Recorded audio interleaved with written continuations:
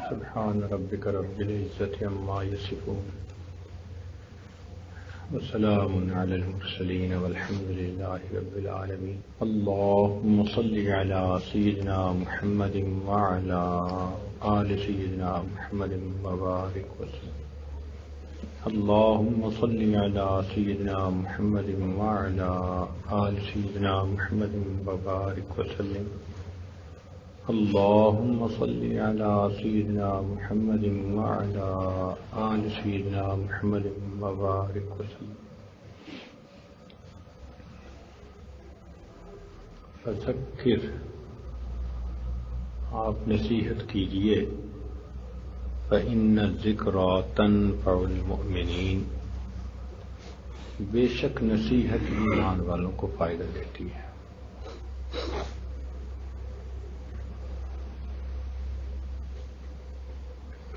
نصیحت کہتے ہیں کسی کو خیر خواہی کی بات کرنا، فائدے کی بات کرنا، نقصان سے بچنے کی بات کرنا. اس ہمدردی کے جذبے پر جو بات کی جائے اس کو نصیحت کہتے ہیں. اللہ تعالیٰ کو یہ عمل بہت پسند ہے کہ میرے بندے ایک دوسرے کی خیر خواہی کریں. چنانچہ نصیحت کو بہت پسند کیا،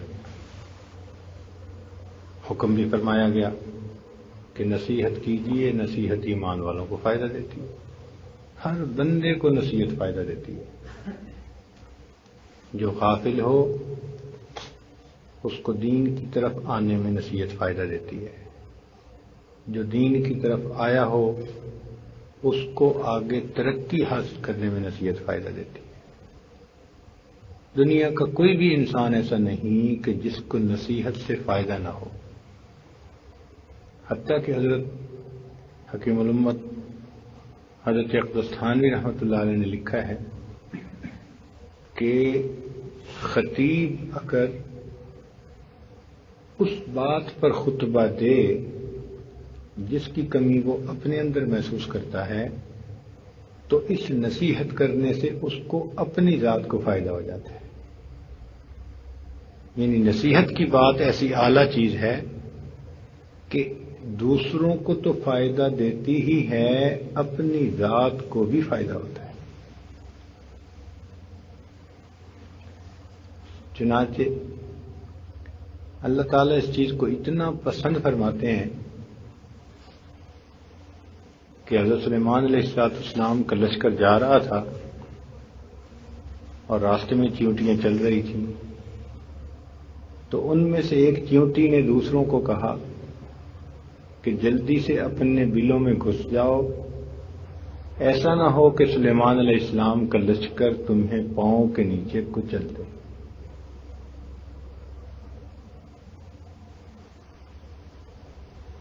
تو ان میں سے ایک چیونٹی نے کہا یا ایتھا النملۃ ادخلوا مساکنکم،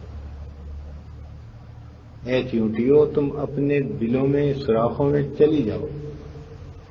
اب سوچئے کہ ایک چیونٹی اگر دوسری چیونٹی کی خیر خواہی کرتی ہے، اس کا تذکرہ اللہ تعالیٰ قرآن مجید میں فرماتے ہیں اور اس سورت کا نام بھی النمل، چیونٹی کے اوپر رکھتے ہیں. تو انسان انسانوں کی خیر خواہی کریں گے تو اللہ کو کتنا پسند آئے.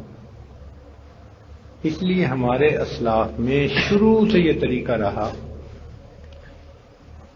کہ گھر ہو یا باہر ہو، مسجد ہو یا مدرسہ ہو، ہر ایک کے ساتھ خیر خواہی اور نصیحت کی بات کرتے رہتے. چنانچہ پہلے وقت میں باپ اپنے بیٹوں کو نصیحتیں کیا کرتے تھے. آج تو وہ وقت آ گیا نا کہ بیٹے باپ کو نصیحتیں کرتے ہیں. اگر باپ بولنے لگے تو کہتے ہیں ابا چپ کر بندیاں نو گل کرن دے، یعنی جیسے باپ تو بندہ ہی نہیں نا. حالت یہ ہو گئی. مگر ایک وقت ایسا تھا کہ جب باپ اپنے بیٹوں کو نصیحت کرتے تھے. آج ماں باپ ہی دین والی زندگی نہیں رکھتے، وہ اپنے بچوں کو نصیحتیں بھی کیا کریں گے؟ دنیا داری اتنی آ چکی، حتیٰ کہ کئی جگہوں پر اولاد دیندار بننا چاہتی ہے تو ماں باپ ان کے راستے میں رکاوٹ بن گئے ہوتے ہیں۔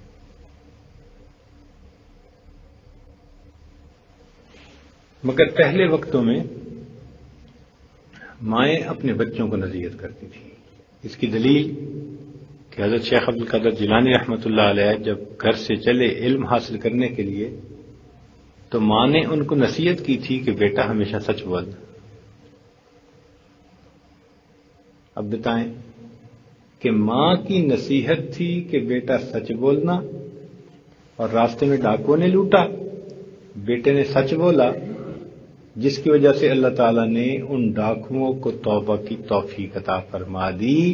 یہ ایک ماں کی نصیحت کا اثر تھا۔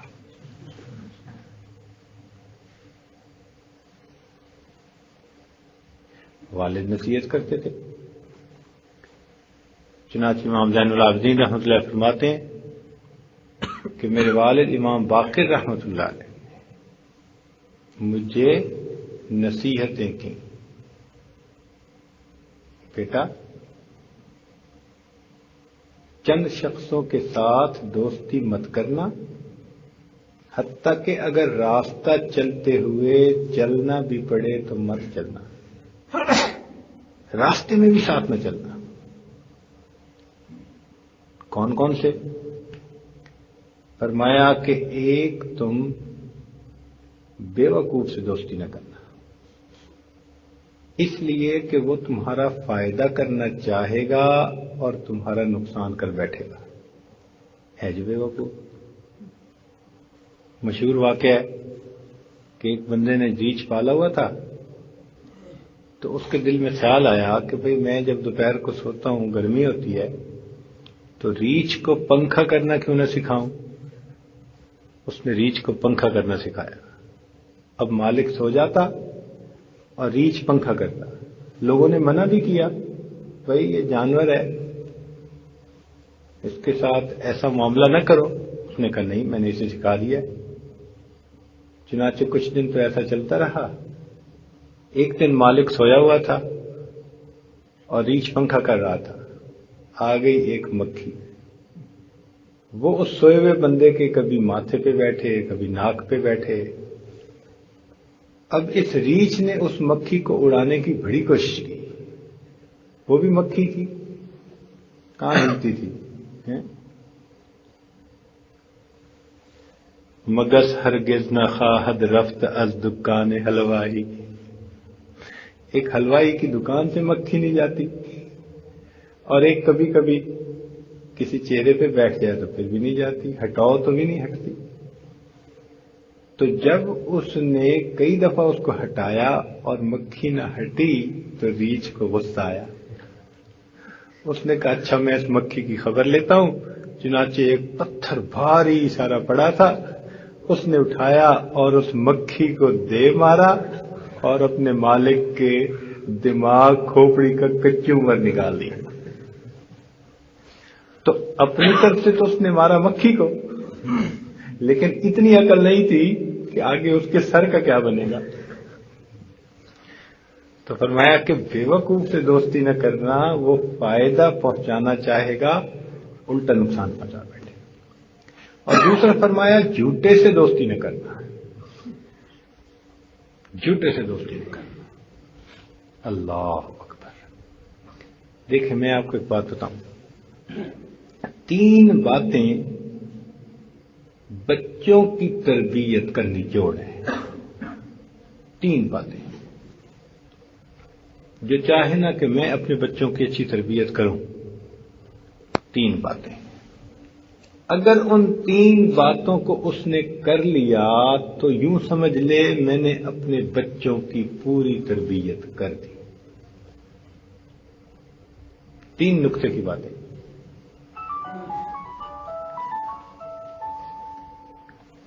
ایک بات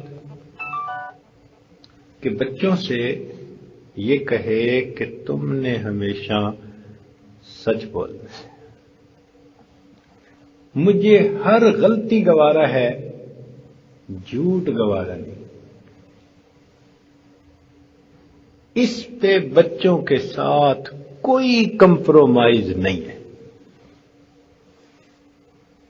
ہر غلطی کو برداشت کر جائے, جھوٹ برداشت نہ کرے. کہ بچوں ہمیشہ سچ بولنا ہے.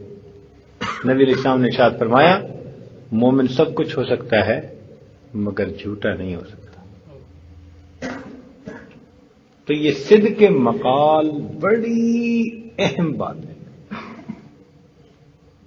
لیکن آج کے دور میں ماں باپ بچوں کو یہ نصیحت کیسے کریں جب خود ان کے سامنے جھوٹ بولتے ہیں؟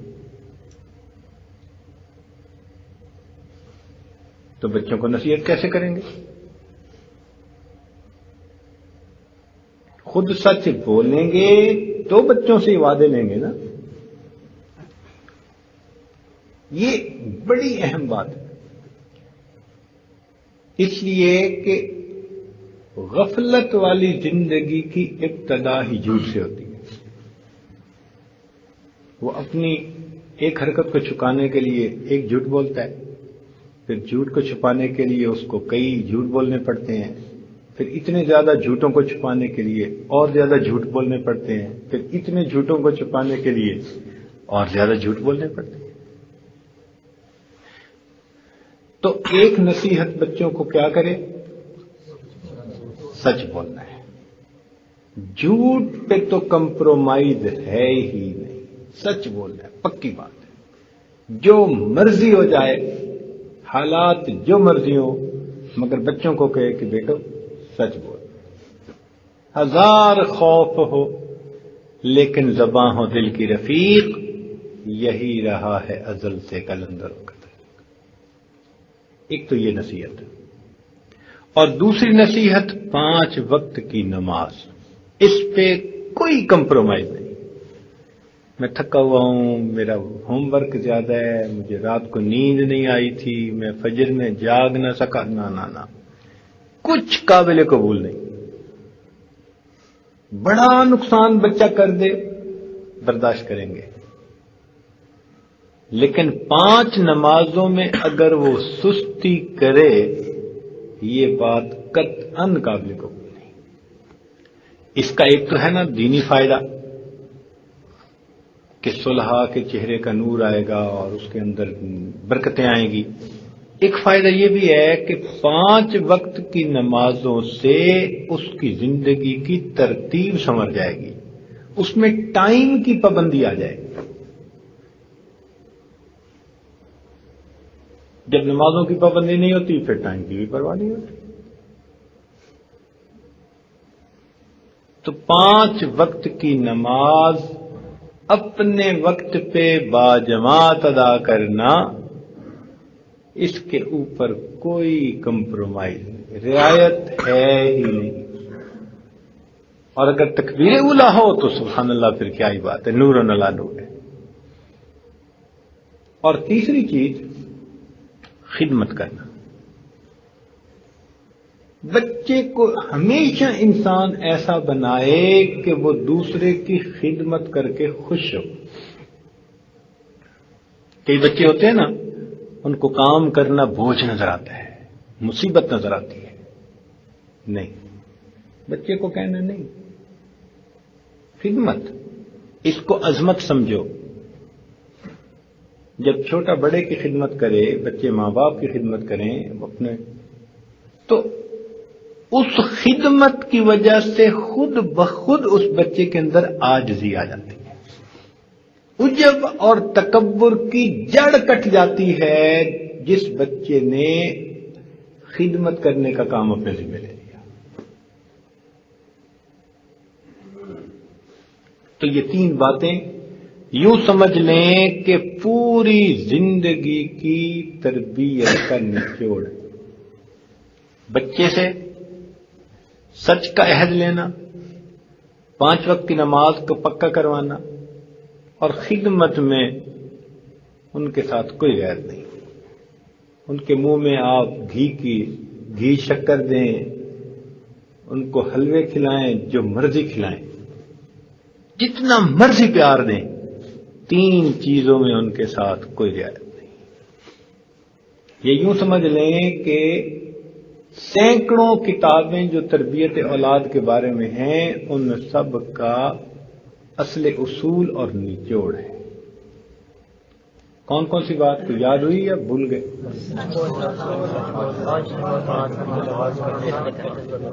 سچ بولنا، 5 وقت کی، اور دوسروں کی. بس جس بچے میں یہ 3 باتیں آ گئیں آپ سمجھ لو کہ یہ اپنے وقت میں اللہ تعالیٰ کا ولی بن جائے گا. یہ ایسی صفتیں ہیں.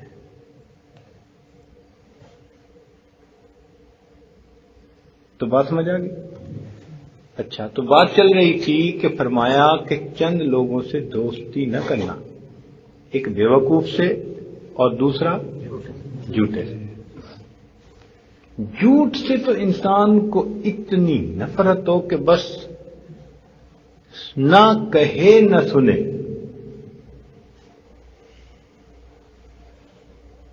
اور ایک بات بتاؤں، جھوٹ جتنا بھی تیز بھاگے بالآخر سچ اسے جا کے پکڑ لیتا ہے. جھوٹ جتنا بھی تیز بھاگے بالآخر سچ اسے جا کر پکڑ لیتا ہے. چنانچہ مشہور واقعہ ہے، کاندلہ میں ایک زمین کا ٹکڑا تھا جس پہ ایک مسلمان اور ایک ہندو کے درمیان تنازع ہو گیا. مسلمان کہتا تھا یہ میرا ہے، ہندو کہتا تھا نہیں یہ میرا ہے. اور بستی میں ہندو بھی تھے مسلمان بھی تھے، مل جل کے رہتے تھے. اب جب ذرا تھوڑا تنازع زیادہ بڑھا تو مسلمان جو تھا نا اس نے سمارٹنیس دکھائی. کئی ہوتے ہیں نا ضرورت سے زیادہ چلاک، تو وہ سمارٹ بنا اور اس نے کہا جی کہ ہاں یہ میری زمین ہے اور میں اس زمین کو لوں گا اور اس پر مسجد بنا کر دکھاؤں گا. جب اس نے یہ کہا تو ہندو نے کہا کہ نہیں یہ تو میری زمین ہے اور میں اس پر مندر بنا کے دکھاؤں. لو، بات تھی دونوں کی پرسنل اور اب بات بن گئی دونوں کی دینی. اب ہندو ایک طرف ہو گئے، مسلمان ایک طرف ہو گئے، جھگڑا بن گیا. مقدمہ، انگریز جج تھا، وہ بھی پریشان کہ یہ اتنا حساس مسئلہ ہے کہ ذرا سا کوئی مسئلہ بگڑا تو یہ تو انسانوں کی جانیں ضائع ہو جائیں گی. تو وہ بھی چاہتا تھا کہ کہیں کوئی صلح و صفائی کا راستہ نکل آئے. چنانچہ جب پہلی دفعہ عدالت میں دونوں پیش ہوئے تو اس نے کہا بھی کوئی طریقہ ہے کہ آپس میں صلح و صفائی سے معاملہ. ہندوؤں نے کہا ایک طریقہ ہے، ہم آپ کو ایک مسلمان کا نام بتائیں گے، آپ ان سے پوچھ لینا، وہ کہے مسلمانوں کی تو ان کو دے دینا، وہ کہے ہندوؤں کی تو ان کو دے دینا. لو جی، اس پہ انگریز نے بات طے کر دی، اگلی ڈیٹ دے دی. اب مسلمان تو بڑے خوش کمرے سے باہر نکلے کہ بھئی جو بھی ہے تو مسلمان، وہ تو مسجد بنانے کی بات کرے گا. اور ہندو بعد میں جب باہر والوں سے ملے تو ان کو اپنی غلطی کا اس وقت احساس ہوا کہ ہم نے تو ایک مسلمان کا نام دے دیا تو وہ ہماری تو فیور نہیں کرے گا. تو باہر والوں نے اسے کہا کہ تم نے تو جیتی بازی ہار دی، تم نے یہ کیا کیا، مسلمان کا نام لے لیا. ان کا نہیں، وہ بندہ اچھا ہے، سچ بتائے گا. خیر، مسلمانوں نے تو جی اپنے ذہن میں تیاری بھی کر لی کہ جی مسلمان ہے، اس نے مسلمانوں کا نام لینا ہے اور میں اینٹیں دوں گا، میں سریہ دوں گا، میں یہ کروں گا، ہم بس بنا دیں گے مسجد. اگلی دفعہ جب عدالت میں پیش ہوئے تو مفتی الہی بخش رحمت اللہ علیہ، شاہ عبد العزیز رحمت اللہ علیہ کے شاگردوں میں سے تھے، اس سلسلے میں سے تھے. ان کو بھی انگریز نے بلا لیا تھا. اس نے پوچھا کہ مفتی صاحب یہ زمین کس کی ہے؟ انہوں نے کہا کہ یہ مسلمانوں، یہ تو ہندوؤں کی ہے. اس نے کہا ہندوؤں کی ہے تو کیا ہندو اس کے اوپر مندر بنا سکتے ہیں؟ انہوں نے کہا جب زمین ہندو کی تو وہ گھر بنائے یا مندر بنائے یہ اس کا اختیار ہے۔ اب اس گواہی کو سن کر انگریز نے فیصلہ لکھا۔ فیصلے میں کہا کہ آج کے اس مقدمے میں مسلمان تو ہار گئے مگر اسلام جیت گیا۔ مسلمان ہار گئے لیکن اسلام جیت گیا۔ جب اس نے یہ فیصلہ پڑھ کے سنایا تو ہندوؤں نے بھی سنا۔ وہ کہنے لگے کہ جج صاحب آپ نے تو اپنا فیصلہ سنا دیا، ہمارا بھی فیصلہ سن لیں۔ اس نے کہا آپ لوگوں کا کیا فیصلہ؟ کہ ہمارا فیصلہ یہ ہے کہ جب اسلام جیت گیا تو ہم بھی کلمہ پڑھ کر مسلمان ہوتے ہیں اور اس جگہ مسجد بنانے کا ہم اعلان کرتے ہیں۔ تو ظاہر نظر آتا ہے کہ سچ بولنے سے کام خراب ہو جائے گا، مگر کبھی ایسا نہیں ہو سکتا۔ سچ بولنے سے ہمیشہ انسان کو کامیابی۔ سیدنا عمر رضی اللہ عنہ کے زمانے میں ایک ملک کا شہزادہ گرفتار ہو کے پیش ہوا۔ سیدنا عمر رضی اللہ عنہ کا خیال تھا کہ اس نے مسلمانوں کو بہت تنگ کیا ہوا ہے، اس لیے اس کو جو ہے نا قتل کر دیا جائے۔ تو اس کو پیش کیا گیا۔ سیدنا عمر رضی اللہ عنہ بالکل اسے قتل کرنے پہ 100% آمادہ تھے۔ اتنا شریر انسان، اتنا مسلمانوں کے لیے نقصان دہ، اس کو قتل کر دینا چاہیے۔ آپ نے جلاد کو بلوا لیا، لیکن اس شہزادے کے چہرے کے اوپر بڑی غم، خوف، مایوسی۔ آپ نے پوچھا بھئی تجھے اس وقت کسی چیز کی طلب ہے؟ اس نے کہا جی ایک پیالہ پانی۔ ایک حکم ہوا کہ پیش کرو۔ چنانچہ پانی کا پیالہ اس کے ہاتھ میں دے دیا۔ اب اس نے پانی کا پیالہ ہاتھ میں لیا تو پیتا نہیں ہے۔ ان کا بھائی پی کیوں نہیں رہا؟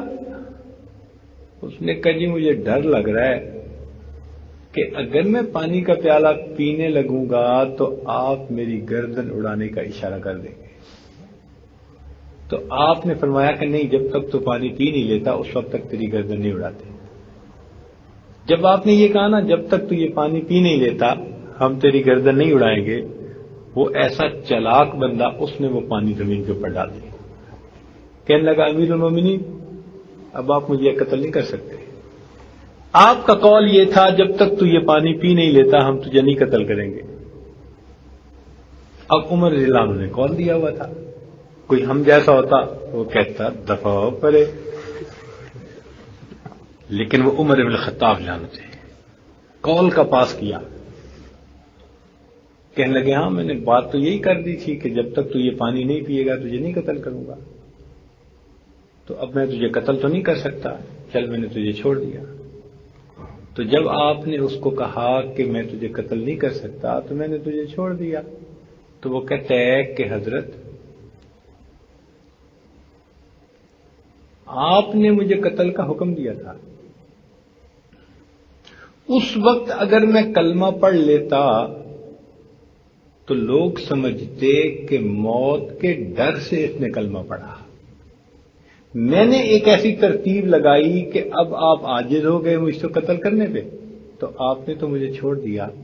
میں اب اعلان کرتا ہوں کہ جس مذہب میں دین میں اتنا سچ کا ساتھ ہے میں بھی کلمہ پڑھ کے اسی مذہب کو قبول کرتا ہوں۔ چنانچہ وہ مسلمان ہوا۔ کتابوں میں لکھا ہے کہ عمر رضی اللہ عنہ اس شہزادے سے کئی مرتبہ امور خلافت میں مشورے فرمایا کرتے تھے، اتنا ذہین تھا وہ۔ تو دیکھو سچ جو ہے نا وہ سچ ہے۔ تیسرا فرمایا کہ تم فاسق سے دوستی نہ کرنا۔ کیوں؟ اس لیے کہ وہ تمہیں ایک لقمے سے بھی کم میں بیچ دے گا۔ کیا مطلب؟ ایک لقمہ تو پھر بھی سمجھ میں آتا ہے، تو فرمایا ایک لقمے سے کم سے یہ مراد کہ ایک لقمے کی امید پہ بیچ دے۔ اچھا خیر، اب آئیں اپنی اصل بات کی طرف جو میں آپ سے آج کہنا چاہ رہا تھا۔ لقمان علیہ السلام ایک اللہ کے ولی گزرے ہیں، ظاہر رنگ کے کالے تھے مگر اللہ کے ہاں بڑے مقام والے تھے، حبشی تھے۔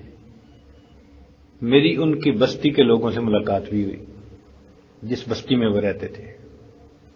وہ شہر ابھی تک ہوگا اسی نام کے ساتھ۔ بہرحال وہ حبشی تھے، یعنی کالے تھے رنگ کے۔ وہ اپنے بچے کو نصیحتیں کرتے تھے، اور ان کی نصیحتیں اللہ تعالیٰ کو اتنی اچھی لگیں کہ سورت لقمان اور اس میں ان کی بچے کو نصیحتوں کو قرآن مجید کا حصہ بنا دیا۔ کتنی اللہ کو پسند ہوتی ہوں گی وہ چیزیں۔ انہوں نے اپنے بچے کو ہزاروں نصیحتیں کی، بعض کتابوں میں تو 6000 لکھی ہوئی ہیں، بعض میں 4000 لکھی ہوئی ہیں۔ چلیں 4000 ہی سمجھ لیتے ہیں ہم مثال کے طور پر۔ تو ایک موقع پر انہوں نے اپنے بچے سے ایک بات کی جو آج آپ کو سنانی ہے۔ فرمانے لگے کہ بیٹے، میں نے 4000 نصیحتوں میں سے 4 کو تمہارے لیے چن لیا۔ کیوں جی؟ کتنے میں سے کتنے کو چن لیا؟ 4000 میں سے 4 باتوں کو تمہارے لیے چن لیا، وہ میری سب نصیحتوں کا لب لباب ہے۔ تو بھئی اہم باتیں ہوں گی نا۔ تو بیٹے نے پوچھا کہ ابو وہ کون سی؟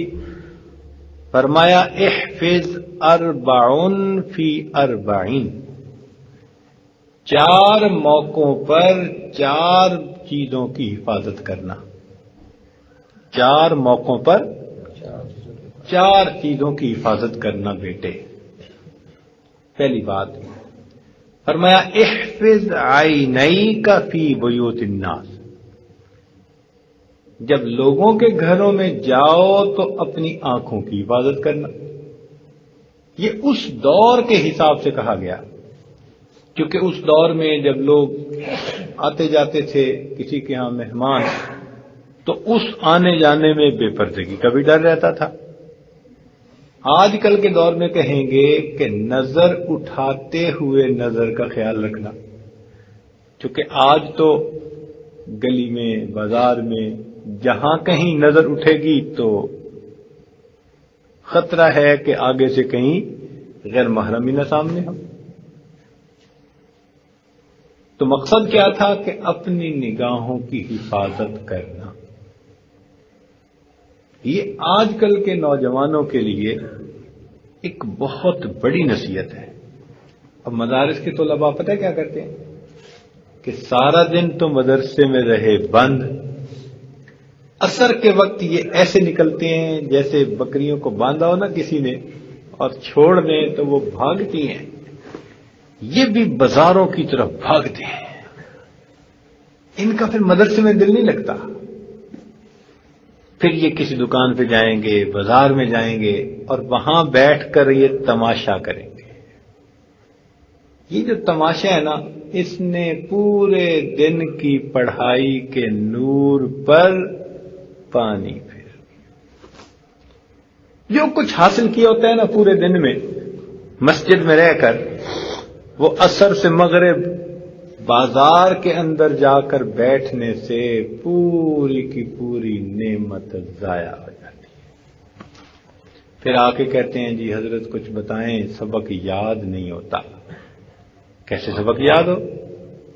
جہاں عصیان ہوگا وہاں نسیان ہوگا، جہاں عصیان ہوگا وہاں نسیان ہوگا۔ پھر سبق یاد کرتے ہیں، سبق یاد نہیں ہوتا۔ اس گناہ کی ظلمت سامنے آتی ہے۔ تو فرمایا کہ اپنی نگاہوں کی حفاظت کرنا یہ پہلی نصیحت، اور دوسری نصیحت فرمائی کہ احفظ لسانک فی مجالس الناس، جب لوگوں کی مجلس میں بیٹھو تو اپنی زبان کی حفاظت کرنا. بھئی اکیلے بیٹھ کے تو زبان کی حفاظت کی ضرورت ہی نہیں. اکیلے میں بیٹھ کے تو گالیاں وہی بکے گا نا جس کا دماغ خراب ہوگا. عام بندہ تو چپ ہی رہتا ہے اکیلے میں. زبان کا مس یوز کب ہوتا ہے؟ لوگوں کی مجلس میں، جب 1 سے 2 ہوتے ہیں، 2 سے 3 ہوتے ہیں، پھر زبان کا برا استعمال شروع ہوتا ہے. کسی کی غیبت کی، چغلی کی، بہتان باندھا، کیا کیا؟ تو فرمایا کہ لوگوں کی مجالس میں بیٹھ کر کس کی حفاظت کرنا؟ زبان کی حفاظت کرنا. اور تیسرا فرمایا کہ احفظ معدتی کا علی مائدتی. جب تو دسترخوان پر بیٹھے تو اپنے معدے کی حفاظت کرنا. اس لیے کہ دسترخوان پر بیٹھ کر انسان جو کھاتا ہے وہی اس کی صحت ہوتی ہے. اس کو انگریزی میں کہتے ہیں your health is what you eat. جو آپ کھاتے ہیں وہی آپ کی صحت ہوتی ہے. اور آج کل کے نوجوانوں کو تو کھانا اچھا نہیں لگتا، ان کو فاسٹ فوڈ اچھا لگتا ہے. چپس کھائیں گے، پتہ نہیں کیا کیا الٹی سیدھی چیزیں بن گئی ہیں نئے دور کی. یا اللہ، اگر روٹی سالن دو نا تو وہ اچھا نہیں لگتا. یہ کہیں گے ہمیں پوٹیٹو چپس لے کے دیں، اور نئے نئے کھانوں کے ہمیں نام ہی نہیں آتے، پرانے دماغ کے بنے ہیں، ہمیں نام بھی نہیں آتے. کیا کیا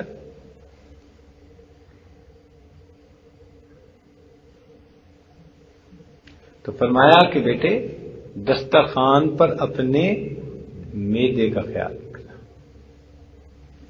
اور چوتھی بات فرمائی کہ بیٹے احفظ قلبک فی الصلاۃ. جب نماز پڑھنے کا وقت ہو تو اپنے دل کی حفاظت کرنا کہ دل میں وساوس کوئی نہ آئے. اور واقعی جب بندہ نماز پڑھنے کھڑا ہوتا ہے نا تو ایسی ایسی باتیں یاد آتی ہے جو آگے پیچھے یاد ہی نہیں آ سکتی. ایک بندہ کہیں پیسے رکھ کے بھول گیا، یعنی خزانہ کہیں دبا کے بھول گیا، اب اسے یاد ہی نہیں آتا تھا. تو وہ آیا امام اعظم ابو حنیفہ رحمۃ اللہ علیہ کے پاس. ماشاءاللہ وہ تو اتنے ذہین تھے کہ کیا بات ہے. کہنے لگا حضرت مجھے یاد ہی نہیں آ رہا میں نے کہاں رکھا. تو میں 2 رکعت نفل پڑھ. ان کو پتا تھا کہ 2 رکعت نفل پڑھے تو بس فوراً اس کو نماز کا خیال نہیں رہتا، سب باتیں یاد آ جاتی ہیں. تو فرمایا کہ بیٹے نماز میں اپنے دل کا لحاظ رکھنا، یعنی خیال رکھنا، تاکہ اس میں کوئی وساوس خیالات باہر کے نہ آ سکے. تو بھئی یہ 4 باتیں عزیز طلباء ان کی پوری نصیحتوں کا نچوڑ ہے. اب آپ ذرا مجھے گنوا دیں 4 باتیں کون سی ہیں؟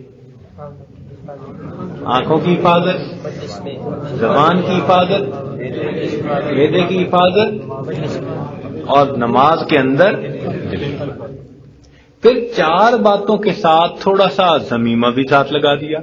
ہوتا ہے نا کہ یہ تو میرا پیپر ہے اور اس کے ساتھ میں کچھ اور بھی اضافہ لگا رہا ہوں.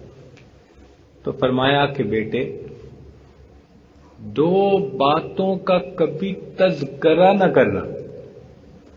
2 باتوں کا کبھی تذکرہ نہ کرنا. ایک، اگر تو کسی کے اوپر احسان کرے تو اس احسان کا کبھی تذکرہ ہی نہ کرنا. اور دوسرا، اگر کوئی تیرے ساتھ برائی کرے تو اس برائی کا کبھی، یعنی اللہ کے لیے معاف کر دینا. جب اللہ کے لیے معاف کر دو گے تو تم اس کا تذکرہ ہی نہ کرو گے. تو 2 چیزوں کا تذکرہ نہ کرنا. کون سی 2 چیزیں؟ ہاں بھائی کلا. ایک تو اگر تم کسی پر احسان کرو تو اس کا تذکرہ نہ کرنا، اور دوسرا کوئی تمہارے ساتھ برائی کرے تو اس کا بھی تذکرہ کرنا. اور فرمایا کہ دو چیزوں کو کبھی بھی نہ بھولنا، دو چیزوں کو یاد نہ کرنا اور دو چیزوں کو اتنا یاد کرنا کہ دو چیزوں کو کبھی بھی نہ بھولنا۔ اس نے کہا جی کون سی؟ فرمایا ایک اپنے رب کو کبھی نہ بھولنا اور دوسرا اپنی موت کو کبھی نہ بھولنا۔ ایک اللہ تعالیٰ کو کبھی نہ بھولنا اور دوسرا، اور واقعی بات 100% سچی ہے، جو شخص ہر وقت اللہ تعالیٰ کو یاد رکھے اور ہر وقت اپنی موت کو یاد رکھے، وہ بندہ اپنے راستے سے کبھی بھی نہیں پٹڑی سے اتر سکتا۔ ہمیشہ اللہ کو یاد رکھیں اور ہمیشہ اپنی موت کو یاد رکھیں۔ جب انسان موت کو بھولتا ہے نا تو پھر وہ دنیا کے اندر الجھ جاتا ہے۔ اس لیے فرمایا اذکروا حازم اللذات الموت، لذتوں کو توڑ دینے والی چیز موت کو یاد رکھو۔ یہ موت کو بھولنے کی علامت ہے نا کہ ادھر زلزلہ آیا اور لوگوں کے گھر گرے، لوگوں کی جانیں چلی گئیں، اور ایسے بھی لوگ تھے جو ان مکانوں کے گرے ہوئے ملبے میں سے لوگوں کی چیزوں کو لوٹ رہے تھے، اور ایسے بھی تھے کہ اگر عورتیں اس میں دب کے مریں تو ان کے ہاتھ کاٹ کر اس میں سے زیور چھین رہے تھے۔ اب یہ واقعہ پتہ نہیں کہاں تک سچا اللہ جانے، لیکن مجھے ہمارے ایک دوست ہیں پروفیسر نصیر صاحب، انہوں نے سنایا، کہنے لگے ایک بس جا رہی تھی، ایک آدمی نے جو دیکھا تو اس کو نیچے ایک سانپ پڑا نظر آیا بس کے اندر، تو اس نے کنڈکٹر کو کہا سانپ سانپ۔ کنڈکٹر نے اس سانپ کو پکڑ کے جو کھڑکی تھی اس سے نیچے پھینکا، تو کہتے ہیں کہ ساتھ ہی ایک سکوٹر پہ نوجوان جا رہا تھا، وہ سانپ اس سکوٹر والے کے جسم پہ جا کے لگا اور اس میں سے کاٹا، جب کاٹا تو سکوٹر والا گرا اور مرا۔ جب پولیس نے آ کر اس بندے کو دیکھا تو اس کے سکوٹر کے پیچھے ایک کوئی چیز بندھی ہوئی تھی، ایک جیسے کچھ چیز یا بریف کیس یا جو مرضی سمجھ لو۔ اس کو جب کھول کر دیکھا تو زلزلے میں جو عورتیں دب کر مر گئیں ان کے ہاتھوں کو کاٹ کر لایا تھا، جن میں چوڑیاں گوٹیاں پہنی ہوئی تھیں، اور ان کو لے کے جا رہا تھا۔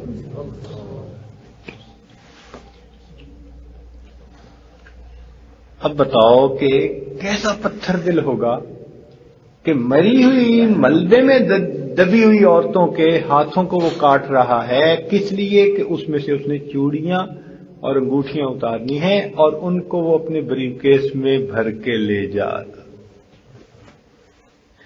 جب انسان اپنی موت کو بھول جاتا ہے تب وہ اس قسم کی حرکتیں کرتا ہے۔ تو دو باتیں کہیں، فرمایا بیٹے اللہ تعالی کو کبھی نہ بھولنا اور اپنی موت کو کبھی نہ۔ جب موت بھول جاتی ہے نا پھر انسان بالکل دنیا میں الجھ جاتا ہے۔ تو بھائی ان دو چیزوں کو ہم یاد رکھیں، اللہ تعالی ہمیں اپنی یاد کی توفیق نصیب فرمائے، موت کو ہر وقت یاد رکھنے کی توفیق نصیب فرمائے، اور اللہ تعالی ہمارے گناہوں کو معاف فرمائے۔ وآخر دعوانا الحمدللہ رب العالمین۔